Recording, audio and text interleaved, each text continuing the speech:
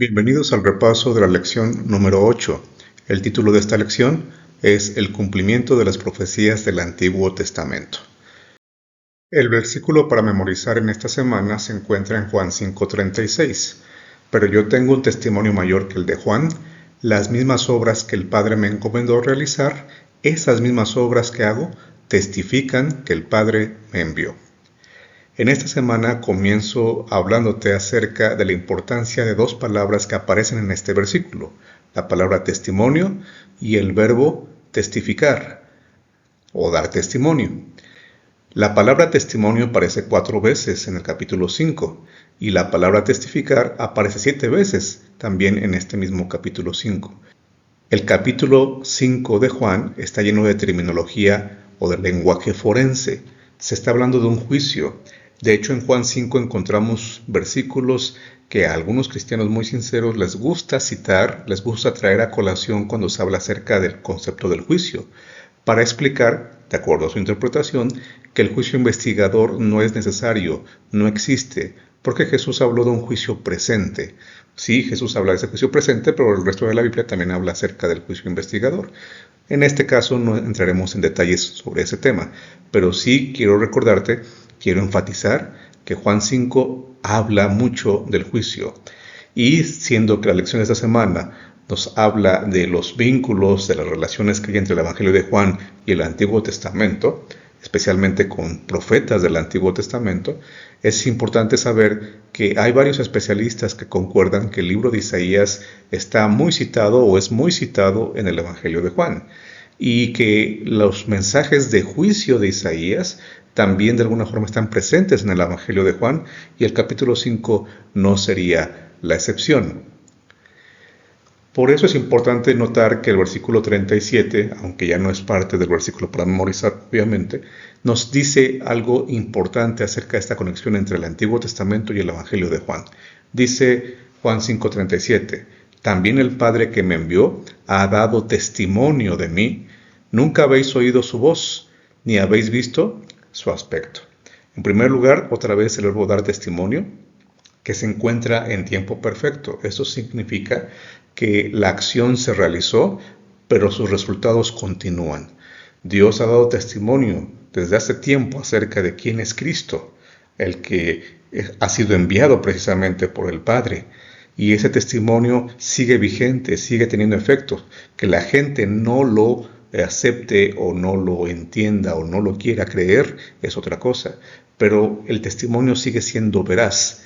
Pero parte de ese testimonio implica que los que estaban acusando a Jesús, los fariseos, los líderes religiosos de aquellos días que querían deshacerse realmente de Cristo, bueno, en este caso son enfrentados con la verdad de lo que sería una conexión con Deuteronomio 4:12, en donde se dice que en el desierto Dios hablaba a través del fuego y no lo podían ver, solamente podían escuchar en algún momento, pero no podían ver su aspecto. En este caso, Jesús mismo estaba allí.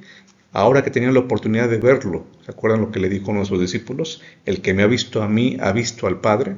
Tenían frente a ellos a Cristo Jesús, el representante mismo del Padre, y el ser que en muchas ocasiones apareció precisamente durante la peregrinación en el desierto, antes de su encarnación. Ese personaje que acompañó al pueblo de Israel en el desierto, lo tenían frente a ellos y lo terminan ahora rechazando. Por lo tanto, el capítulo número 5, en esta sección en particular, pasa de que Jesús sea acusado. ¿Recuerdas el lenguaje forense? Jesús revierte este asunto y entonces de ser el acusado, ahora es el que pasa a acusar a los que le están denunciando o quieren hacerle mal. Y por eso el reproche tan famoso del versículo 39, Juan 5:39. ¿Recuerdas lo que dice? Ustedes escudriñan las Escrituras porque piensan que en ellas tienen la vida eterna. Piensan que leyendo la Biblia ustedes se van a salvar. Pero lo que están pasando por alto es que las Escrituras no son las que salvan, sino yo soy el que salva y las Escrituras dan testimonio de mí. Estoy explicando, interpretando lo que implicaría el versículo 39, por supuesto. Ellos eran expertos en las Escrituras, pero tenían aquel a quien las Escrituras habían señalado en las profecías durante siglos y ahora no lo podían o no lo querían aceptar. no estaban dispuestos a aceptar la vida eterna, aunque tenían al representante de la vida eterna y el dador de la vida eterna frente a ellos. Si nos vamos al quiasmo, a la estructura literaria de la sección que abarcaría de los versículos 31 al 47, en esta ocasión es un poco diferente. No encontramos un quiasmo convencional, encontramos más bien un paralelismo en tres tiempos. En primer lugar, Jesús dice, yo testifico. En segundo lugar, habla de que el Padre también testifica. Y en tercer lugar, que las Escrituras también tienen su lugar, tienen su papel. Bueno, en el caso de la segunda parte, encontramos que Jesús nuevamente habla en primera persona y dice, yo no recibo gloria de los hombres. El testimonio que yo doy es suficiente, no necesito la gloria de los hombres. Inciso B, he venido en nombre de mi Padre. Nuevamente se enlaza el concepto del Padre.